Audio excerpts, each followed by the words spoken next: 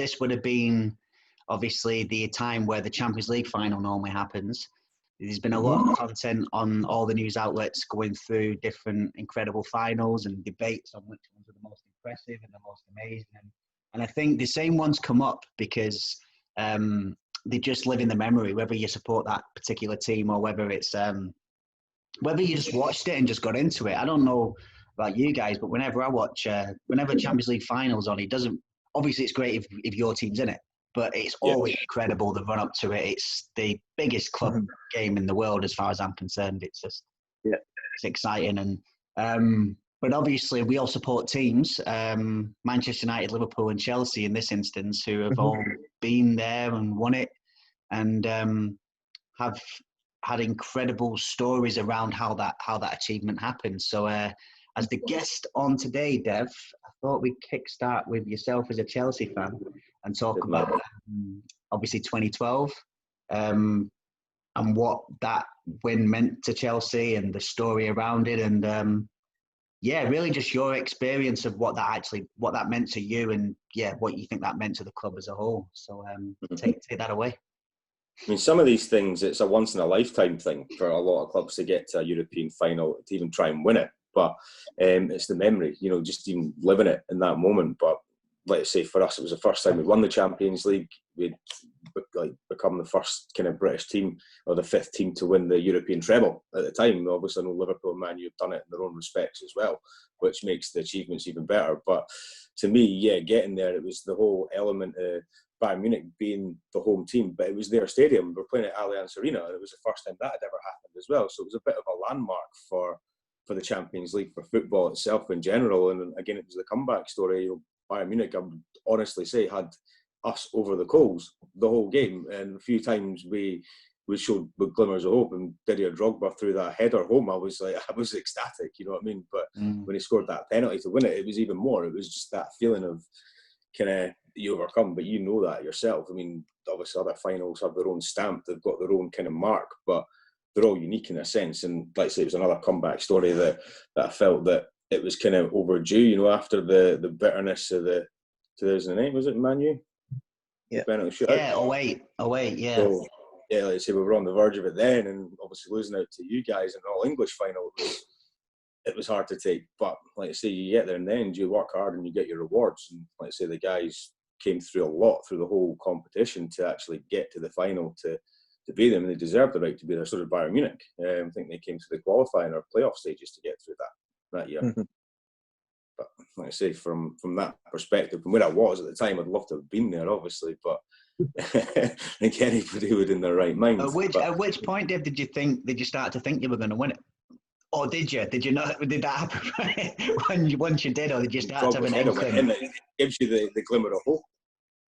But when the header went in, it was a bit, it was there for the taking, I thought then, because they'd been resilient up until that point. Obviously, they'd scored first, but they had numerous chances where they could have put the game to bed before half time, and even that, it doesn't finish a Champions League final. You know that. You could be down and out, and teams have shown that in the past, which we'll get to later. But again, it's just the whole experience of being there the first time that Chelsea had won it.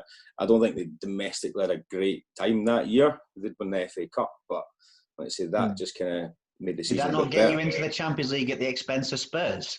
I think correctly. It did. It did. Spurs finished fourth, didn't they? And I read that fired as well, that actually, which was mad harsh, if I remember correctly. Because you took the other spot. Yeah. So what did you finish that season? Was it sixth? It was about fifth or sixth. Yeah, it was pretty low down, but winning it again got us into it next year. And it was a bit of a good feeling to see Spurs get kind of disposed at our expense, So, it's brutal, isn't it? Any rival teams for that to have been as well. Do you know what I mean? That would have you'd have enjoyed that one. I think what I always remember about it, generally this the same with you, but I always remember it. I just visualised Drogba with that final, just Drogba, not just the equaliser. It was everything about him in that game. It was just it was unbelievable. And he'd actually got sent off in the Moscow final, right? Yeah. So that penalty again for him would have been a personal. He would have been the fifth kick taker, wouldn't he? But it ended up being John Terry, I won't.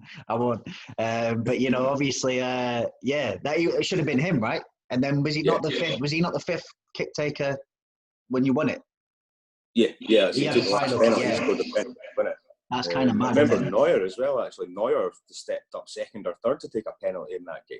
Yeah, in the shoot off. It was pretty strange to see a keeper doing that. It was a slick penalty, that, wasn't it? I remember that actually. Probably buried it in the corners. Neuer's dull, though. He's such a dull. Robin missed the penalty in extra time as well, did he not? I think so. Yeah. Say again? I'm sure Cech saved the penalty from Robin in extra time. It was Iron Robin. Yeah, you're right. Yeah, I forgot about that. He did, yeah, because it was like ex-Chelsea as well. Do you think he was in on that? Another player that suffered at the hands of their old team, but Yeah, I mean, obviously it was the first one as well. I think it was, I think it really probably exercised the demon of Moscow for you guys of 08 because for it to have been John Terry to miss that one as well. Do you know what I mean? You just have to score one, and you were just like. It was the cockiness of it. I was very upset when he was lining up. I was like, he won't miss. I was certain that he wouldn't miss. Like when he did, I was just like, even more so than Drogba, like Terry won't miss. Like it's typical. It's going to be him that takes it. And when as soon as he hit the post, I knew we were winning. I knew at that point. Then it was just like that's just written in it. Do you know what I mean? Yeah. It's certainly his time. What do you think? Remember John Terry coming onto the pitch after in 2012 with his kit on?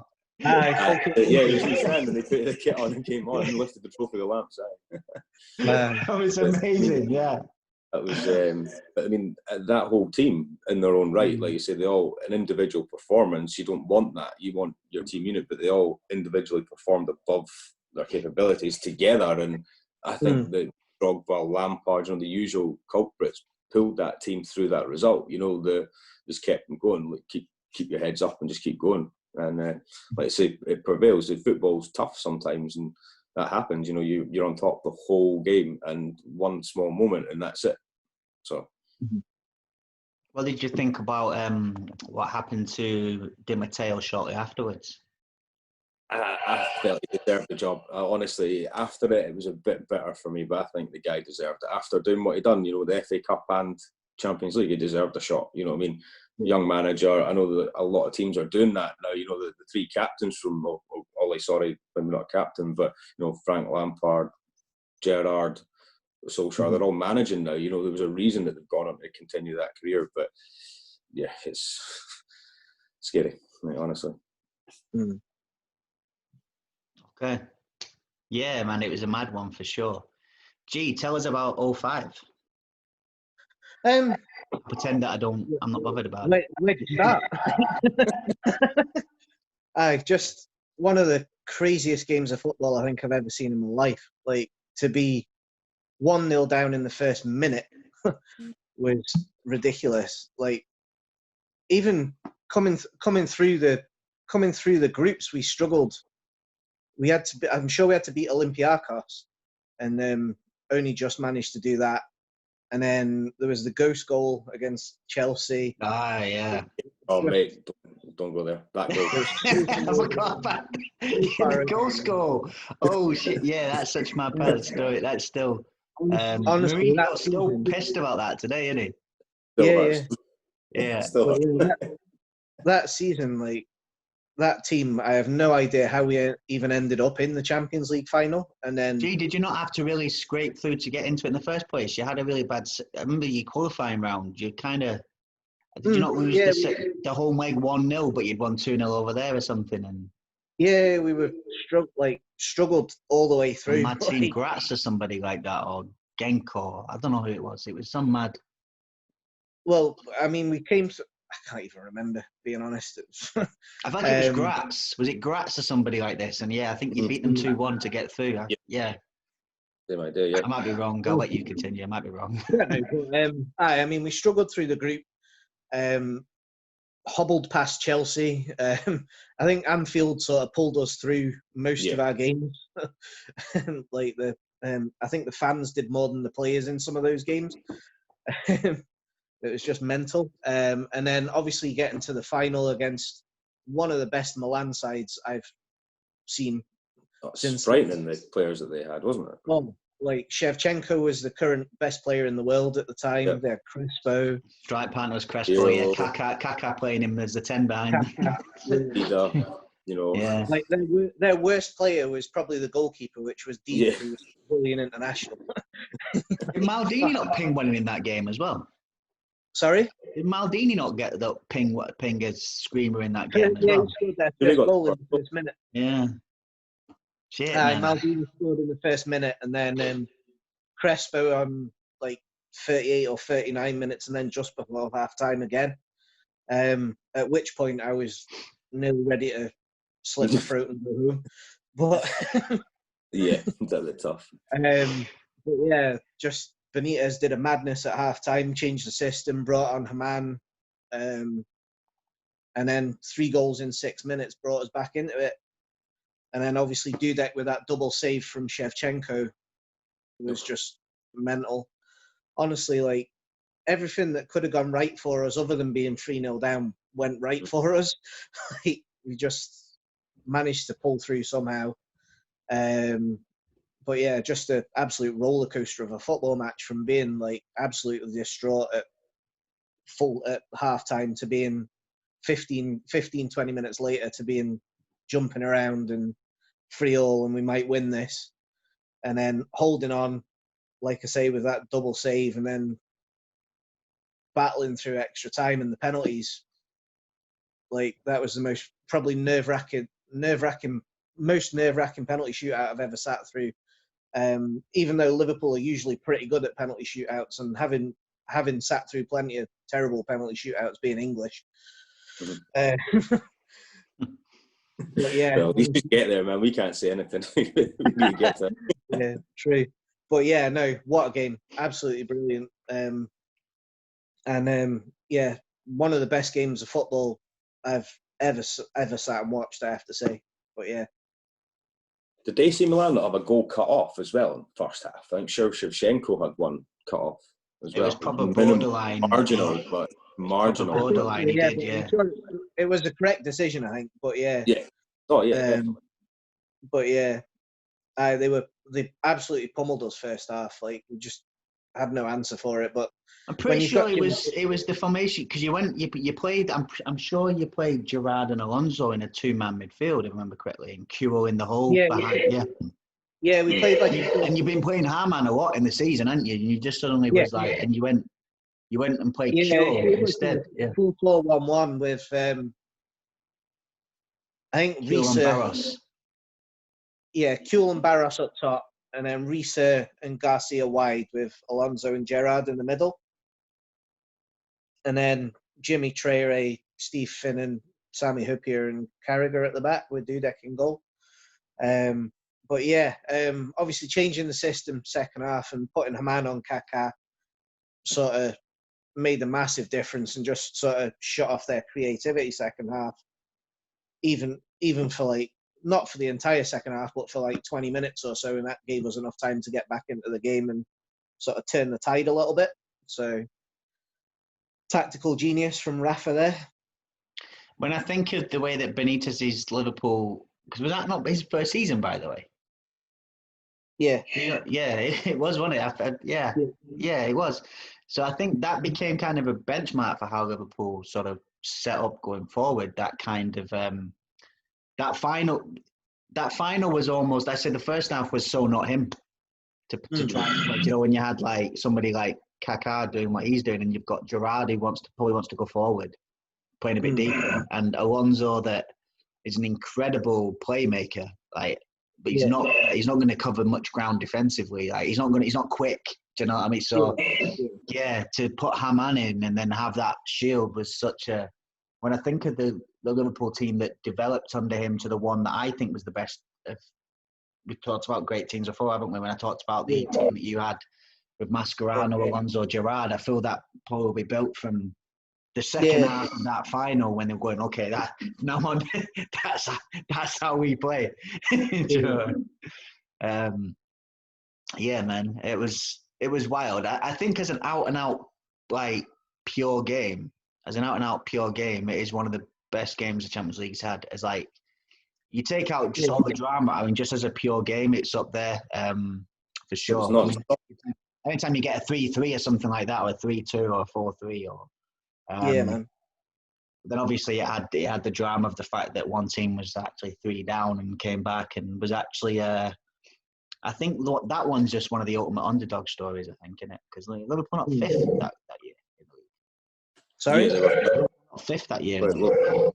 Yeah, Everton finished above us for like the first time ever.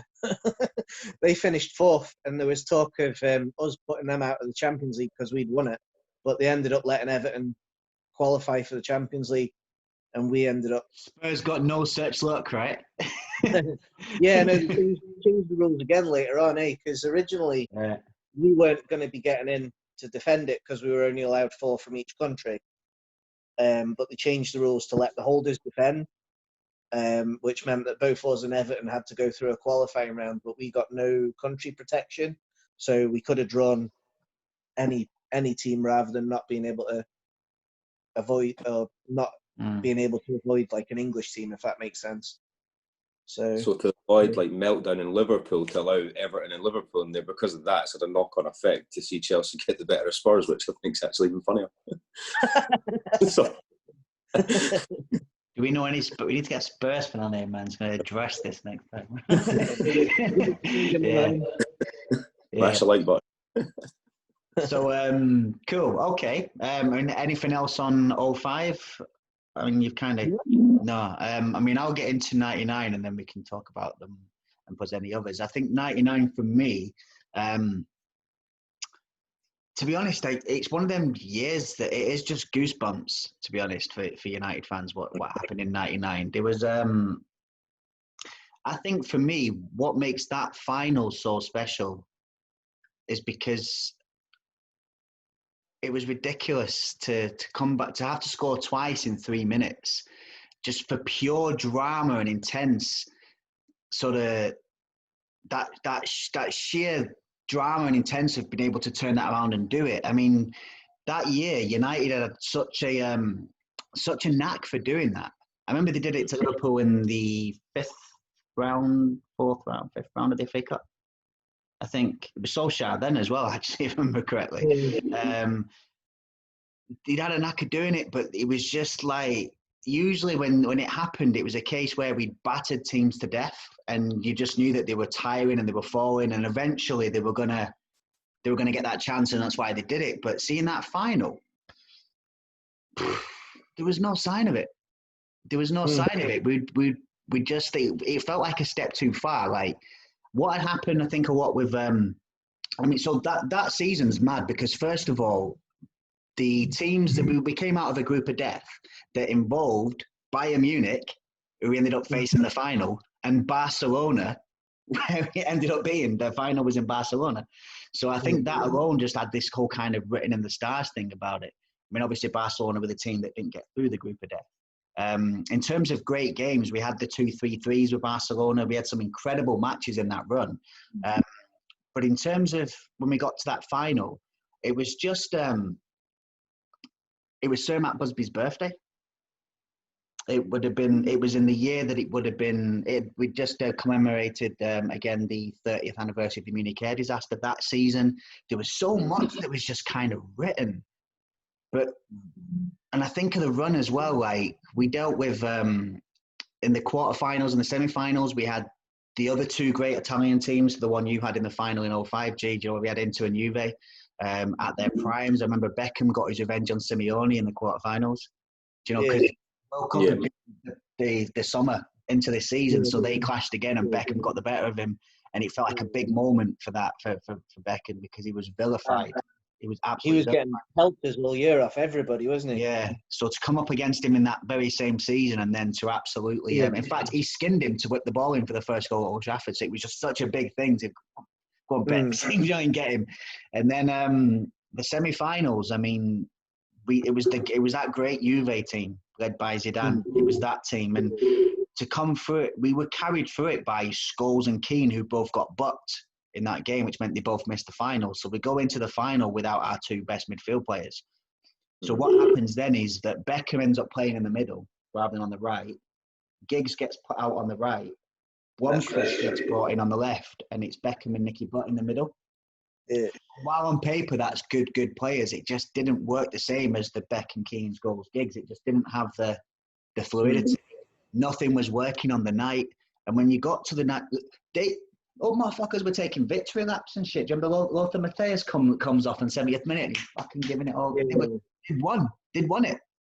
They knew they'd won it. We were just, that game, it was just felt like a game too far, you know. And then it happens. We hit the 90th minute. And I get goosebumps thinking about it just now, still to this day, because it just was not on the cards. Like, we never looked like we were going to get a shot on target. And then in the next 2 minutes, we score twice. And I think the only thing that really compares to it in out-and-out drama like that is one that I was on the opposite end of, Manchester City. The Aguero goal. Do you know the 2 goals that City scored to win again in the same? Yeah. They went in needing to score twice in injury time, and then bang, bang, they did it. It's just like such an intense amount of drama to be condensed into such a tiny amount of time.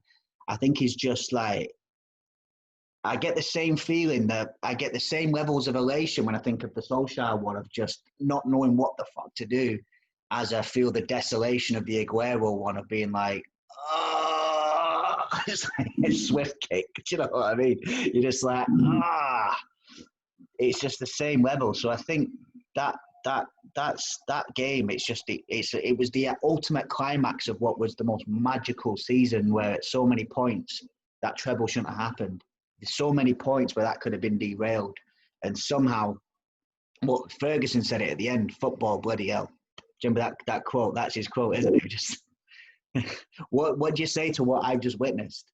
So for me, I think 99, the final, it just represents the spirit of that team, because it didn't go their way. We were missing our captain who carried us through Juventus after he got his yellow card. Keane, that was Keane's standout United performance. He had some, but that night, that was Roy Keane encapsulated. And you know, Scholes was such a big player for us the whole of his career, but that was from 99 to say 2005. That's in Liverpool. That's prime Scholes. That is absolute. So to go into that game without them two against the best the Germans had. You know, if you're going to say that you're going to go into injury time, you need to score twice. You don't want to be facing Germans to have to do it too. You just, you know what I mean? You don't go into penalty shootout with them. You know what I mean? You just don't want it. So for me, I think 99 is magical, because I just feel like we had no business winning it the way we did. So yeah, that's 99 for me. And yeah, it's what it represents as an out-and-out game. It's maybe the worst out of the three as an out-and-out game to watch. For the last 5 minutes. For drama and comebacks, I definitely agree. I've very rarely seen anything like it. It's the City one again of going. The City one, there is one slight caveat for I feel that QPR were fighting for their life until they weren't. And I'm pretty sure they suddenly got informed that they'd survived just before the first one went in. And suddenly, QPR weren't fighting for their life anymore that day. They were just now playing the game where City were still going for the title. And in them 2 minutes, those 2 City goals go in. But up until then, QPR had the game of their lives, but they were fighting for their lives. And suddenly they weren't. And I just wonder if that had an impact on the mentality of being like, well, I don't think was it Joey Barton got sent off as well, so they were probably pretty knackered. Yeah, but they played better because of it. I think it was just literally said that they just before that first one went in, they knew they were safe. And I don't think you don't stop playing, but you're no longer fighting for your life. Do you know what I mean? But the team coming at you are going for the title still. And once the first one went in, you just kind of knew that we're going to get a second, because the momentum was with them. It was their time. Do you know what I mean? So I feel when I look at it, but that same with the United one, it was just like for it to happen as dramatically as that. I just feel for that moment of that game, those 3 minutes is just like, I still can't even. I find it hard. I always feel when I talk about football, I'm relatively composed. I can get my points across. I always find it hard to describe 99 because it defied logic.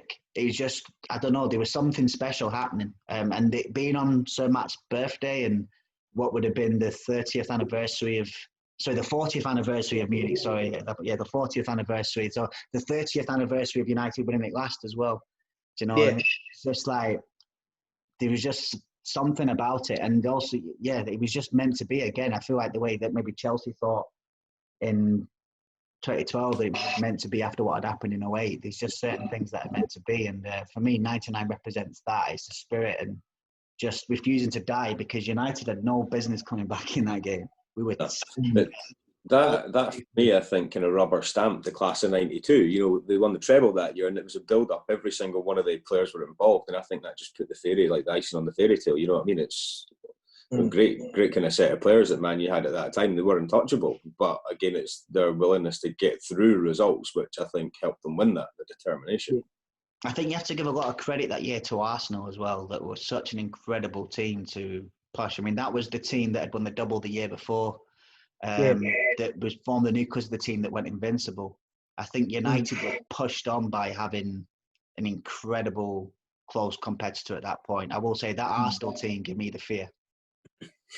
that Arsenal team, that one. I'd say the ones that came afterwards lacked a little bit of the spine, but that one, with that back five intact, or I know the board came out, Keown and Campbell, and they switched it a bit, but Adam, do you not see him? And there was just that real base of it, and then Vieira, Petit. I think that team was the one that had Anelka and Overmars in it. Well, he came just afterwards, didn't he? But they still had Bergkamp. And I think that team, for that team, I mean, that semi-final, again, that cup semi-final, United should have won that. Like, Bergkamp missing the last penalty right at the end, the 93rd minute, whenever that was. It was just so much that happened that, like, you know, it was just meant to be. And I think that 99 game just it was the ultimate climax to the ultimate season. Do you know what I mean? And that's what I think 99 represents to me. That's why I don't think we'll ever touch it again like that. It was just special. But that's what makes these finals so great, because each one is such a mad story. Do you know what I mean? And we'd all sit here, if we were to sit and debate which one was best, we'd all find it very hard to not put our own year forward, because we all have such a special relationship with that year. Because we all felt, because you felt it. Like, I'm sure at half time you said you were distraught. There was no way back. Do you know what I mean? The same when it came to that injury time, there was no way we were scoring. We were just like, we hadn't got near the goal game. Do you know what I mean? When you were losing 1-0, Dev, and then before Drogba scores, like, I remember as well, so Bayern Munich again, you were barely near the goal, if I remember correctly. Definitely. I mean, let's say they were all over us. I mentioned that earlier, and it's just that one moment. He rode top higher than anybody else, and it went home, and it was meant to do. It was meant to happen. So I think even going back to like 1999 with Man United, I still think the Bayern Munich players now are still thinking, what happened? You know, do you remember who was it who was on the floor just banging the floor? Like, was it? Big centre half, Sammy Kupo. Yeah. Just remember that. Just be like, I remember. Do you know what? My main thing I think of when I think of them, I think of that, and I think of Mateus getting his losers medal after he came off in the 70th. This was like disgusted. He must have been looking around and going, "You set of wankers!" Like, what more to get that done? Do you know what I mean? But he took him off. He did his lap round the pitch, and I think a little bit of arrogance came in. Yeah, we were that bad on the night, but you should have known this team scores late goals like all the time. Mm-hmm. But I think that might have been a part to play in it as well. You know, Bayern Munich might have thought, it's over, we'll be fine. We've got 2 minutes. What's going to happen? And the same with AC Milan. I think they've gone in half-time being like, we've won this. We've got the second half to play out. And totally different mentality came out from that Liverpool team and absolutely destroyed them. And they wholeheartedly deserved that. Milan got shook when that happened. I remember, they got shook. But I still think a big part of that was tactical. See, that's the thing. The United one, I don't think it was tactical at all. It was just... Do you know what I mean? Whereas the Liverpool one, it was that Hamann that was the difference maker when you put him on. Because suddenly Gerrard and Alonso were able to do what they do better rather than try to compensate. Whereas I don't remember any mad tactical thing with the Chelsea one either. It was just Drogba was having that set piece. Do you know what I mean? He was getting on the header and it was just happening and it was unstoppable. And I think I can't even attribute the 99 one. I don't know how it happened. we'd had corners, nothing had landed anywhere. I know Schmeichel had gone up, and maybe that, you know, He went for the first one, didn't he? And it then was his last game as well. That's another thing. It was Schmeichel's last ever game. yeah. They're not going to play for Villa after it or something. Yeah, it was his last ever Man United game. Yeah, Went to Sporting Lisbon and then came back to Villa and Man City. Ended up at Man City as well. Yeah. I remember his cartwheel at the end. You know, it was just like, it makes no sense. You know, Schmeichel wasn't the sort of guy that you'd see doing much to a starfish in a cartwheel, isn't he? But yeah, man. I think it's a special tournament, and you know, it's it'd have been interesting to see which way it would have gone this year. Who's going to go in for it again next year? But it's some incredible games. But I always remember the Madrid game, the Madrid final. That was quite mad. Was that not like a 94th minute equaliser or something from Ramos? Yeah. Mm-hmm. That game cost me serious money. I've told you this before, Jay.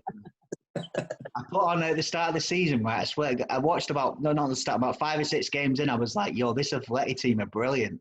And obviously, fancying them. So I was like, I had a look on, and it was something stupid for them to do to run the league and the Champions League. I just put it on. I put like a 10 on it, just messing. No, it wasn't even that. It's like 15, 20 quid on it, messing around. But I was like, to win both, because I was like, this team are going to be lethal away from home. They'll always get an away goal. Mm-hmm. I was spot on. Unfortunately, that doesn't work when you get to the final, does it?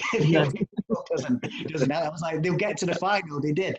But yeah, 94th minute, I was counting my winnings. I'm like, I can't believe that's come in, because they won the league. They had to win at Barcelona to win the league as well, right?